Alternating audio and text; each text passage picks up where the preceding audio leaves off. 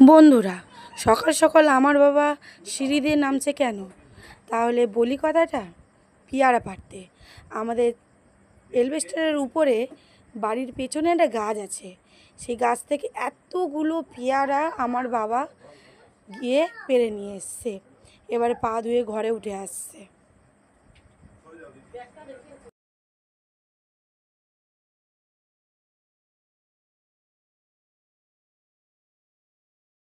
বাবা আবার বেরিয়ে পড়ল আমাদের কলা বাগানের দিকে। কলা বাগানে রয়েছে আমাদের গাছের মোচা, যেটা বাবা কেটে আনবে। পরে ওটা দিয়ে একটা রান্নার রেসিপি আপনারা দেখতে পারবেন। তো দেখুন, আমার বাবা জঙ্গলের ভেতরে চলে গেছে। এই হলো আমাদের চারিপাশের জঙ্গল, যেখানে এটা লোকেরই জায়গা, আমাদের জায়গা নয়। তবুও আপনারা একটু দেখুন, যদি ভালো লাগে।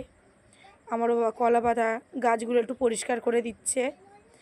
এবারে সিঁড়িটা নিয়ে যাচ্ছে, নিয়ে গিয়ে, কারণ কলা গাছ তো অনেক উঁচু, ওখানে সিঁড়ি লাগিয়ে মোচাটাকে পারবে।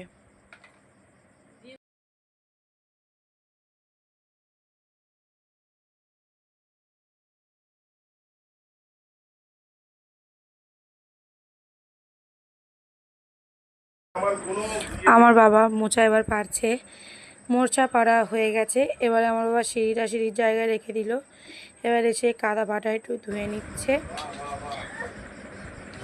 বাবা এখন সিঁড়িতে উঠে গেছে কলা গাছের উপরে।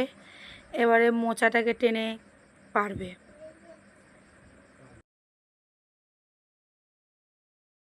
বাবার পা ধোয়া হয়ে গেছে। বাবা এবার পেয়ারার ব্যাগটা আর মোচাটা ঘরে নিয়ে আসছে। তো বন্ধুরা, আপনাদের কেমন লাগলো ভিডিওটা জানাবেন। ধন্যবাদ।